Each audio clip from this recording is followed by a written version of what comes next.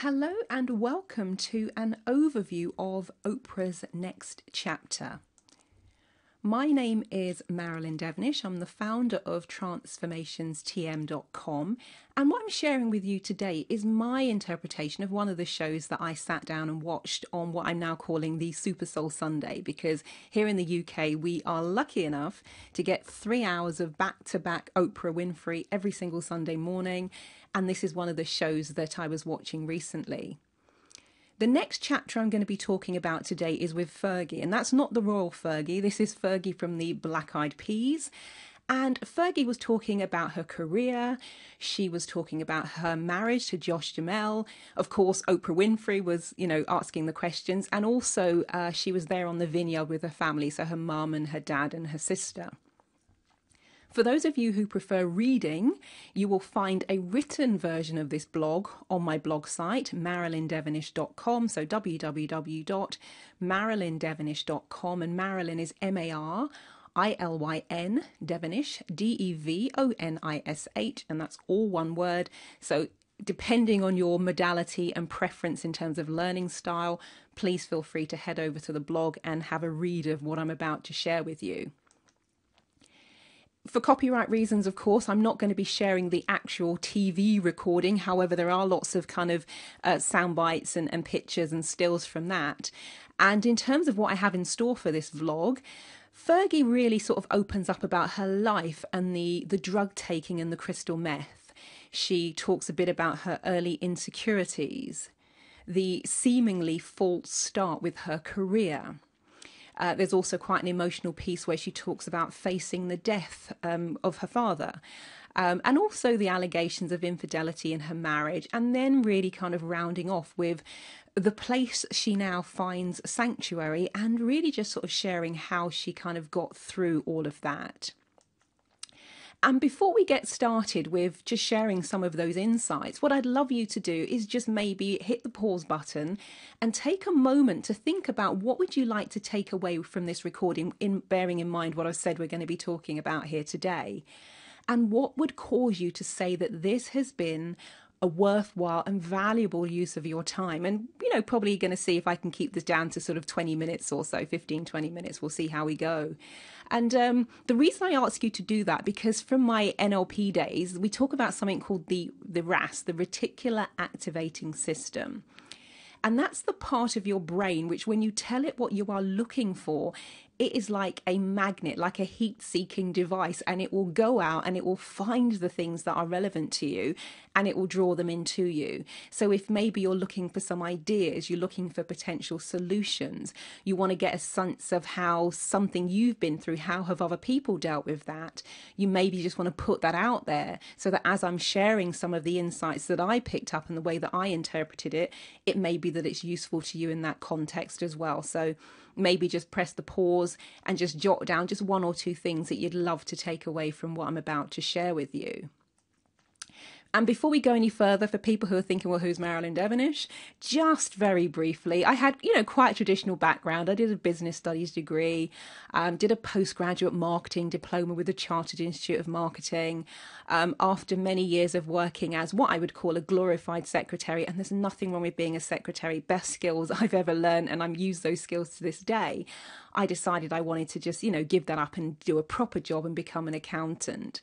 But one of the things that really held me back in everything that I did, and one of the things that stopped me, even with my degree and the postgraduate studies and the teaching certificates and all the stuff that I had when I graduated, I was really shy and terrified of public speaking.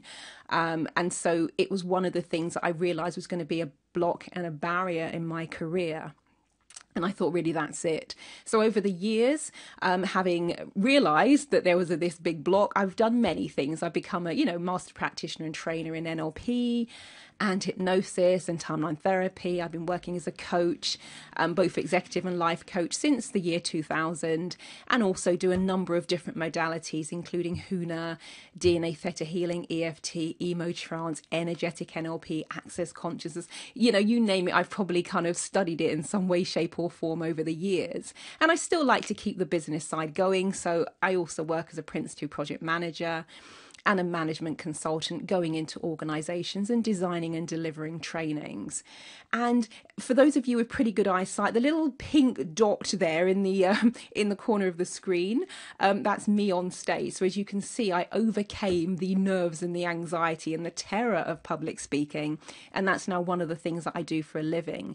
And it's one of the reasons why I've put this video and this recording together, because I recognize that sometimes you can look at somebody who's doing something and say, oh, well, it's all right for you.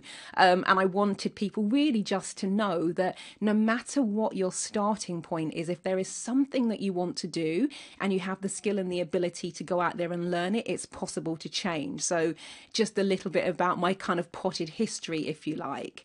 I also write for a number of newspapers and magazines and journals, and anything about emotional health and well-being, anything about sort of changing mindset.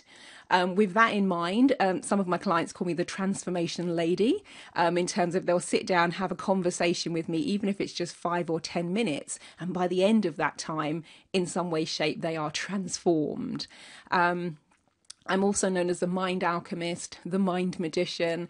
And again, it's really about transforming the way that people think and looking at the things that hold people back. So the first book that I co-authored with people like Anthony Robbins, Wayne Dyer, Brian Tracy, it was called Stories of Transformation. And that's where we really shared how did we go from what we were really stuck in and what did we do to change and transform that? So for me, it's really always about how can you transform the things or the areas of your life that aren't working for you. And before people say, well, it's all right for you, you were born this way, I didn't do a Lady Gaga. As I said, I was very quiet, very shy, lacking in confidence, really, really low in self-esteem. And I was therefore prone to self-sabotage. So even when I got opportunities, even when things were offered to me, sometimes handed to me on a plate, because of those insecurities, I would limit my potential. And I used to really feel as though I was living life as a spectator. I was on the outside looking in, watching everyone else go for it and do the things that they wanted to do. And it was both physically and emotionally and mentally draining. And that was my character profile right up until the age of 32. So again, if anybody out there is thinking, well, this is me, I'm quiet, I'm shy, I'm introvert, whatever your story might be, I have to say it is absolutely possible to change with the right help, with the right support, with the right information, with the right mindset. And that's really, again, as I said, one of the reasons I'm taking the time out today to kind of record some of this stuff for you. So we're going to be talking about Fergie and her sit down with Oprah and the things that they shared and discussed. And please, please keep in mind, I'm going to share with you, there are times where I'm going to share with you exactly what Fergie said, you know, pretty almost word for word, maybe not exactly every single word, but some of the things that Fergie shared in response to the questions that Oprah posed. And I'm also going to be sharing with you my perspective and my take on those questions. And one of the things that I learned very early on, I study something called Huna, Hawaiian Huna. And one of the sayings that they have when you do your Huna level 1, you know, I went over to Hawaii to study that, they say that think not that all wisdom is in your school. And what they mean by that is just because somebody is standing in front of you sharing something and teaching something, that doesn't mean it's the only way. And one of my, I guess, I don't know if hero is too strong a word, but one of the people I really admire is Bruce Lee. And he said something very, very similar. A teacher is never the giver of truth. They are the guide, a pointer to the truth that each student must find for themselves. So in terms of what I'm sharing with you here today, this is my take, this is my interpretation. This is Fergie's take, this is Fergie's interpretation. You will take this information and you will then think about, okay, what does that lead me to? What truth does that highlight for me? What thought does that spark in your mind? So I really just wanted to say that up front, that this isn't the way or the answer. This is just my take, my interpretation of what I saw and what I heard and how it impacted me. So Oh yeah, I love to have a bit of fun. So at the end of this recording, what I'm going to do is I'll be thinking while I'm speaking, and I'm going to come up with some kind of prize draw. And I'm going to this time share a book that I've been having huge amounts of fun with my clients and those people who joined my magic program. And I'm going to give away a copy of The Magic by Rhonda Byrne and a copy of the Gratitude Journal. So if you're interested in that, we will talk about that at the end of this recording, and I will tell you how you can enter the prize draw. So here we go with Oprah's next chapter. And it started off with Fergie in the early days. And the first kind of real topic of conversation was about the drugs and about the crystal meth and what was going on for Fergie at that time. And this is Fergie in her very first group. And one of the things that kind of Fergie said, because Oprah was saying, okay, with everything you were doing, you were seemingly successful, you were kind of doing the thing that you wanted to do. What was going on with taking the drugs? Why did you start taking them in the first place? And Fergie said, I didn't know how to deal with confrontation and I wanted to be liked, so I started taking drugs instead. And I remember years ago when I watched one of the Oprah Winfrey shows, I think it might have been when I was back in university, so that was many, many years ago. Oprah talked about having the disease to please. And most people intellectually know it's not possible to please everyone. However, many people try in vain to do just that. And that then leads to a sense of almost like a dilution of yourself, what we would call incongruence, where you are internally almost torn apart and being pulled in a number of different directions. And even if outwardly it appears that everything is okay, there is often that sense that internally everything is falling apart. And that's really what Fergie was describing when she was talking about the drug taking. You know, one of the things she also pointed out, her mother didn't know anything about what was going on. And she kind of thought that Fergie was so thin because she was exercising and working out and had this busy touring schedule. But what was going on underneath that was all of this inner turmoil. And one of the things that sort of Oprah asked her about was what was the turning point? What was the thing that got Fergie through it? What was the thing that allowed her to kick the habit? And one of the things that she said was a lot of therapy and a lot of soul searching.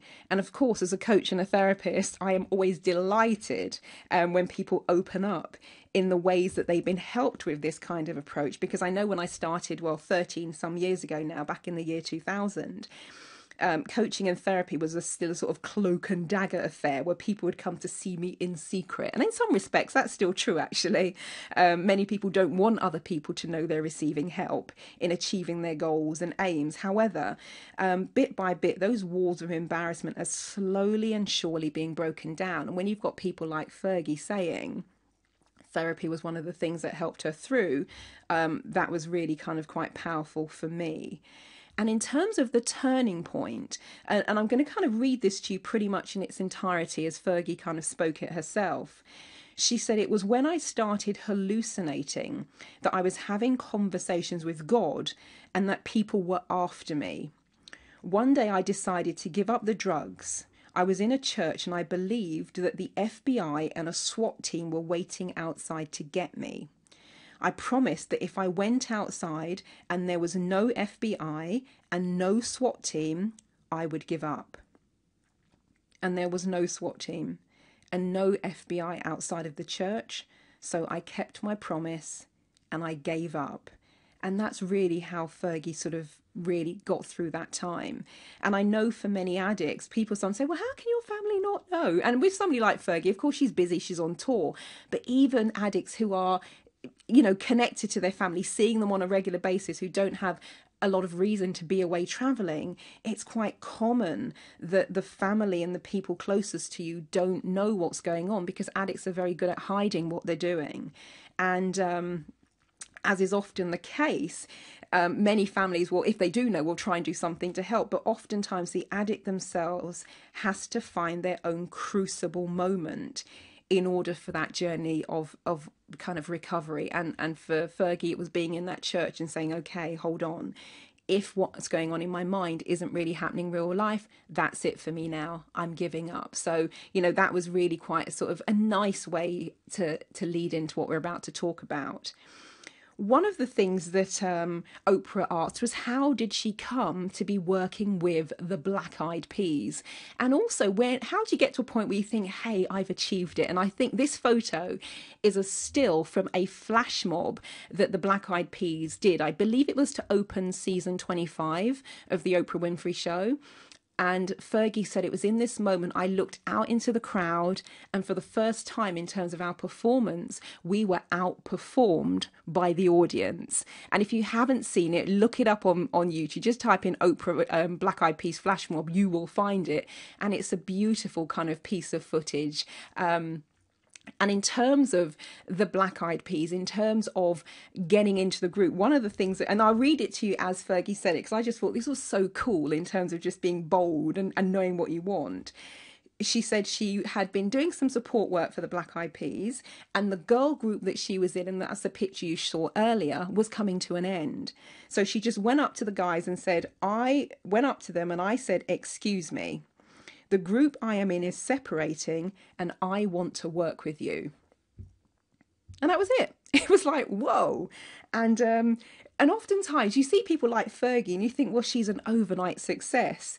And she is, again, one of those people, and it's so common, you just maybe don't see what's going on underneath. Fergie was one of those people whose overnight success was a lifetime in the making, because she has been performing since the age of 7, and she joined the Black Eyed Peas at the age of 27. And will.i.am had already seen her perform with her previous band, so the foundations had been laid. And what she did, and the thing that really struck me about that, people talk about carpe diem and seize the day. Fergie saw an opportunity. It's almost like all of the preparation kind of met in that moment. And she took the step. She took the decision to be bold and put out there exactly what she wanted.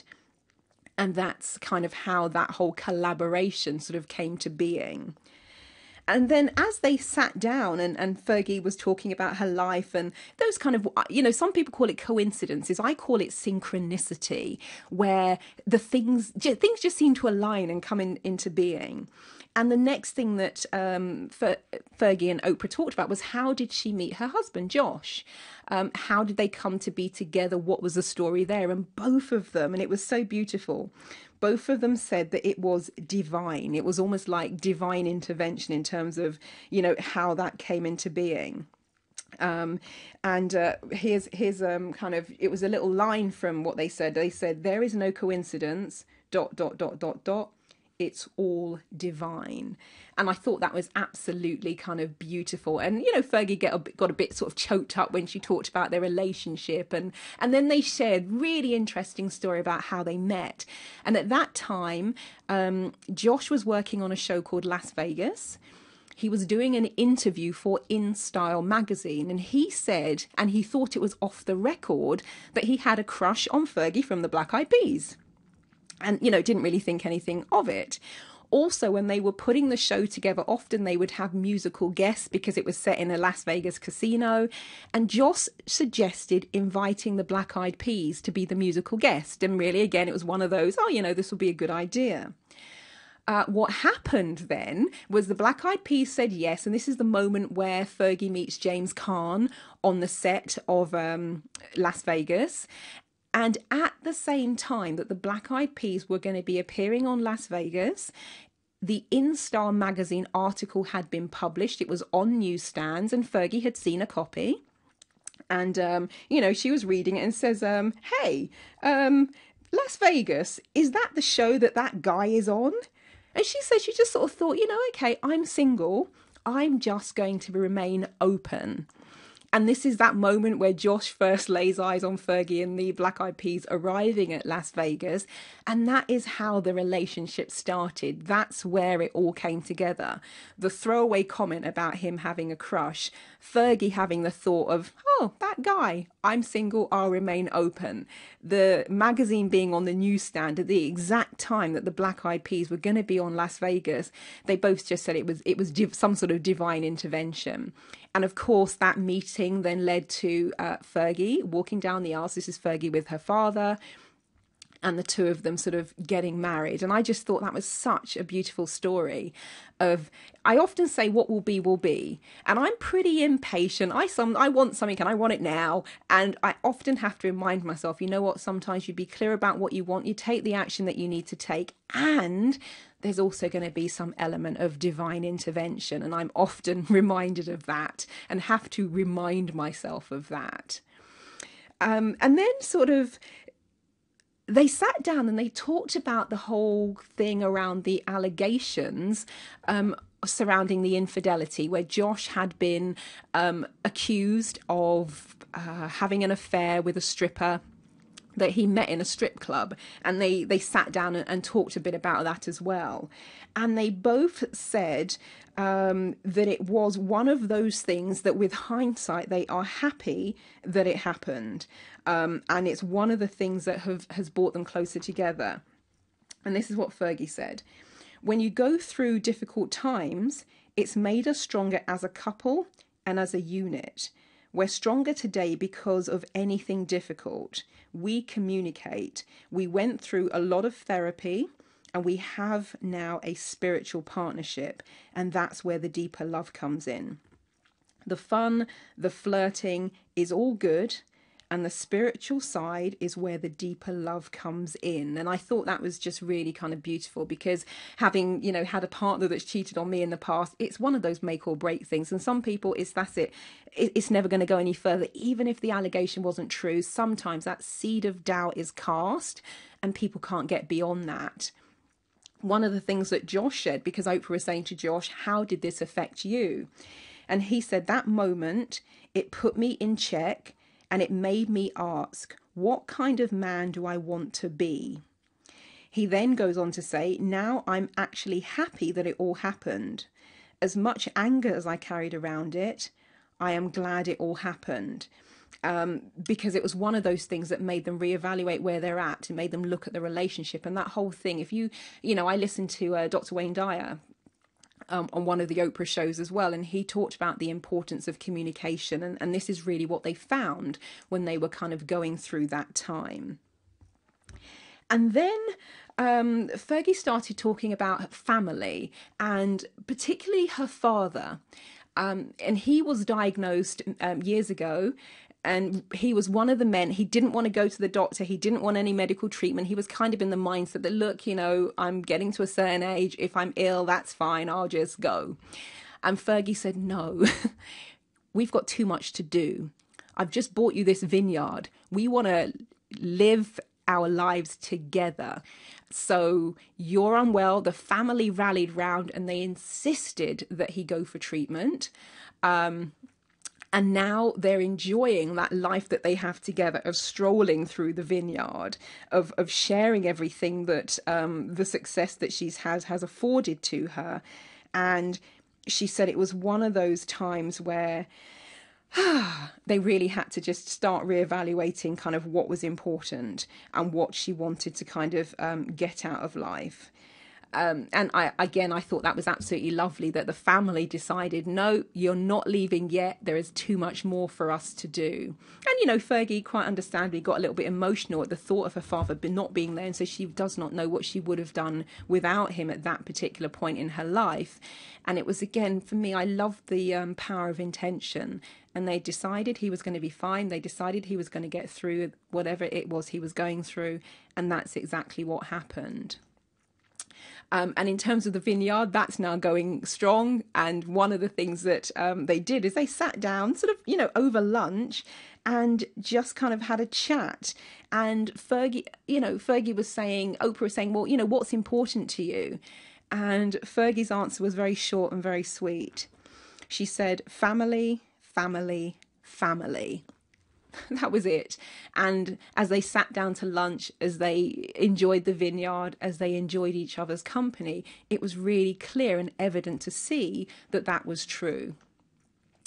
Also, Oprah then sat down and she asked about sibling rivalry, because Fergie does have a sister called Donna.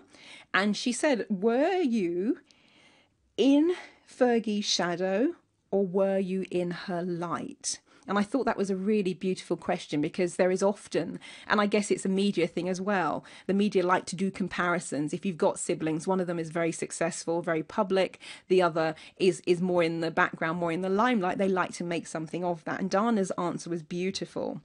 She says, light. I was in the light, and I got front row seats at all of the best concerts. And I just thought that was absolutely fantastic. And the family thing is really important. Also, Fergie talked a little bit about, because her dad and Oprah had a bit of a jibe going on about some of Fergie's more risque songs and more risque videos. And one of the things that Fergie says, she constantly says to her dad, is that you've got to remember, Dad, she says, this is show business. This isn't representing me. So even when her dad might be going, oh, what's she doing now? You know, she said, that isn't truly who I am. It's a facet of me. It's the show business side of me. And there is clearly a very, very different side to her, and a very different side to her life. As the family sort of came together, and Oprah was saying, okay, what next for you? And the rumours of, the Black Eyed Peas splitting up, are they making any more records? Are they going to be getting back together? Fergie said there's not a case where she thinks they would ever split up. It's more in line with when they want to get together and record, they will get together and record.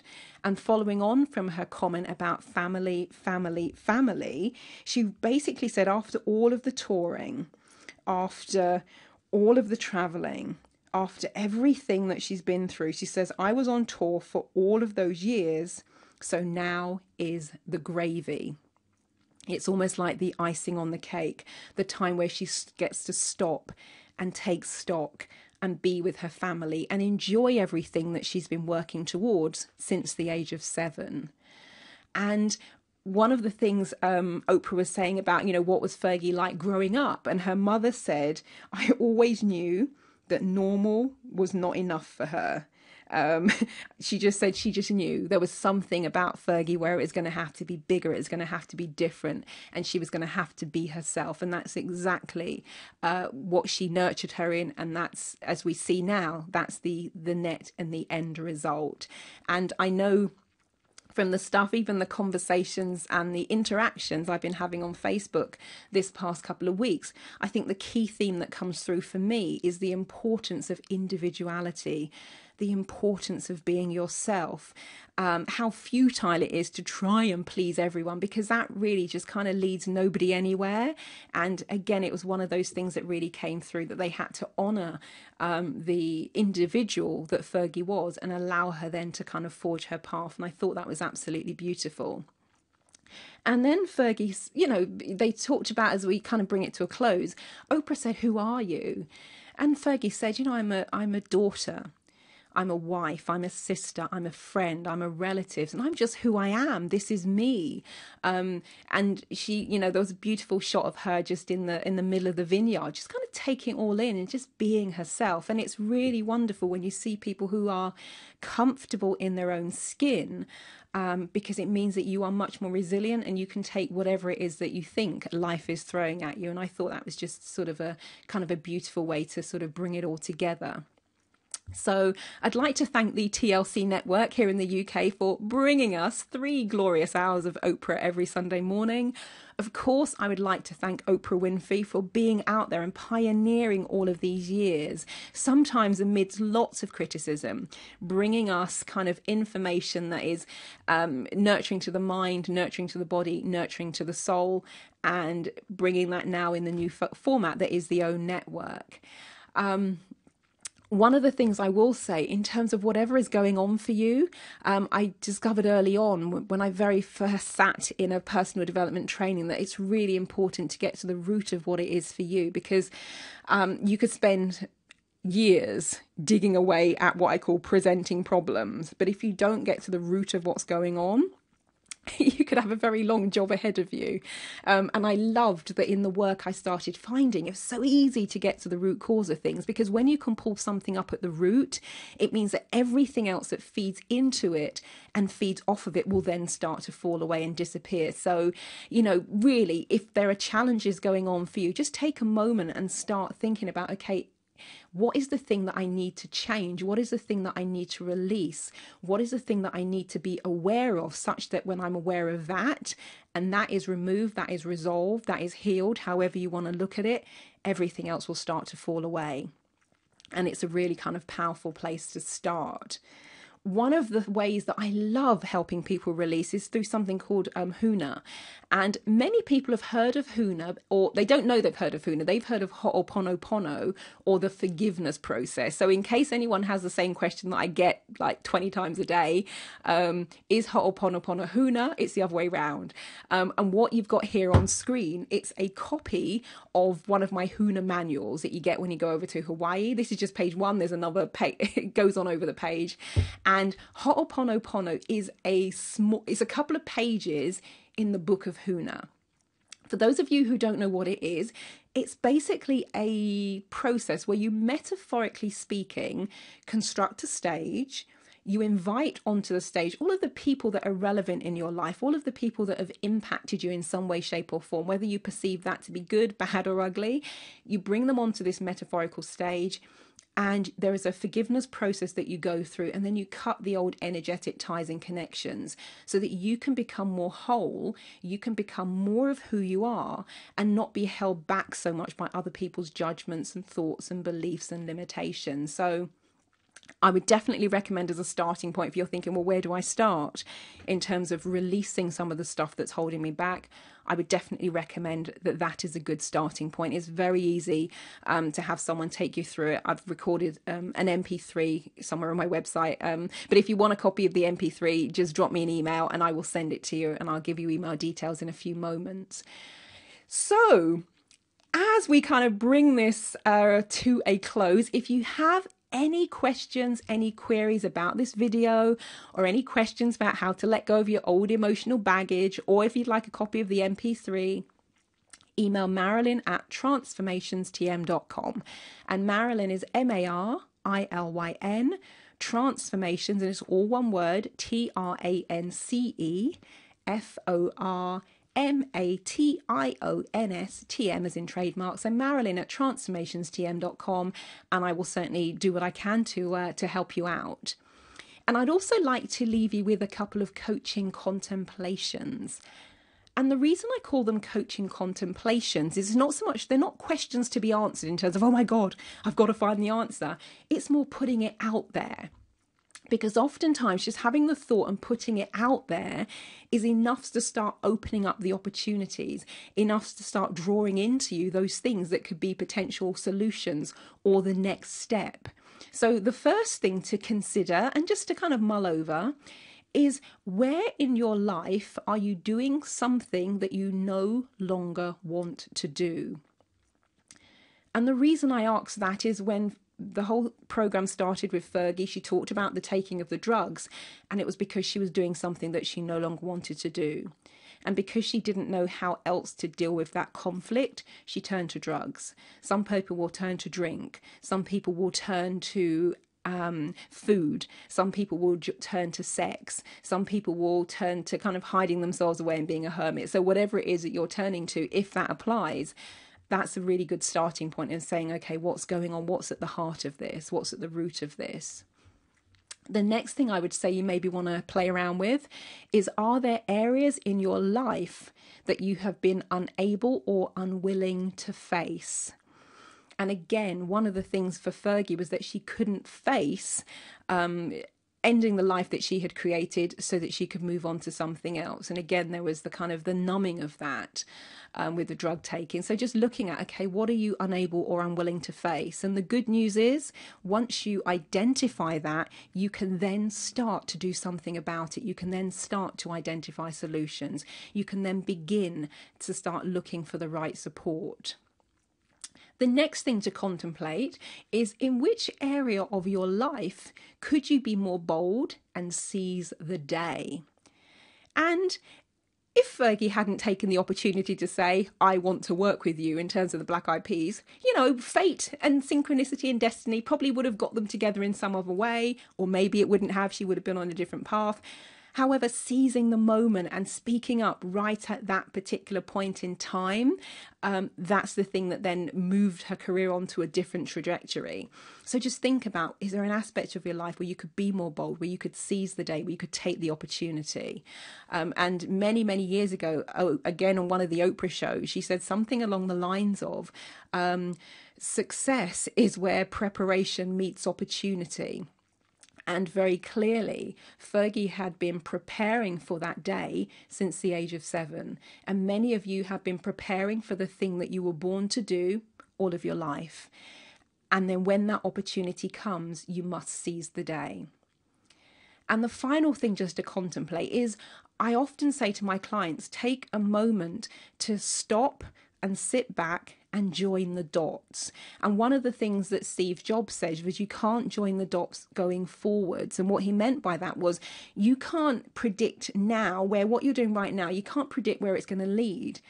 The only way you can really see how the dots have come together is when you take a moment to look backwards, because you'll then go, oh my God, that thing that was my worst time, that thing that I thought was going to be the end of my life. And that's what I thought when my partner had an affair and got someone else pregnant and all sorts of stuff. I was suicidal. I actually rang the Samaritans at one point. However, there is no way I could have predicted in that moment that it would lead to the life I live now, and it would lead to the things I love doing. I do a lot of work with people around relationships. I do a lot of work with people letting go of fears and insecurities, and all of that started with that seemingly awful time. But at the time, I couldn't see where that was going to lead. So take a moment, look at some of the things you've been through, join the dots backwards, and start actively looking for that silver lining. Because trust me, even if it takes a couple of months or years or even decades for some people to come to light, there will be a point where you go, oh my God, if that hadn't happened, then that wouldn't have happened. And if that didn't happen, this wouldn't happen. It's like, you know, the domino effect. So really take a moment to contemplate that as well. And if you'd like a written version of that and you too can't be bothered to write it down again, drop me an email and I'll send them over to you. So I just want to say thank you for spending the time and sticking with me, listening to kind of what I had to share. I really hope that you enjoyed this video. If you did, feel free to click like, share it with people who might be able to benefit. That would be absolutely amazing. And I look forward to seeing you when I have the time to sit down and record another one. Oh, and in terms of the prize draw, you can make a comment on my blog, which has this written version of this post on www.marilyndevonish.com, or you can send me a question and I'll pick the best blog comment and I'll pick my favorite question. Sorry, I don't even mean the best blog comment, the one that resonates with me the most, because I'm sure they're all good. They will be all good. So I'll pick my favorite, the one that resonates. I'll pick my favorite question and I send you either a copy of the magic or the gratitude journal. You can tell me which one you prefer. So, you know, please do that. And again, it's one of those things, you got to be in it to win it. So seize the day, take some action, do something, because I swear to you, and you will see some of the testimonials on my the Magic group page. This has been life-changing stuff. And the gratitude book is blank, and I've given it away at the end of talks. And I've had people come up to me 4 or 5 years later and say, Marilyn, that book you gave me absolutely changed my life. And it's a blank book. So seriously, take some action. And if you're the lucky recipient, you must keep me updated about how it all goes for you. So again, my name is Marilyn Devonish. You can find me via email, via my website. My telephone number is +44 1923 337 282. However, what I'd say, email is my preferred form of communication because I'm often out and about and on the move. And also remember to drop me an email if you'd like that free 90-minute audio, which is based around some of the Huna processes. So I thank you very much for your participation. I hope you found this useful. Love to hear your feedback and comments, and I very much look forward to speaking to you sometime soon. Thank you.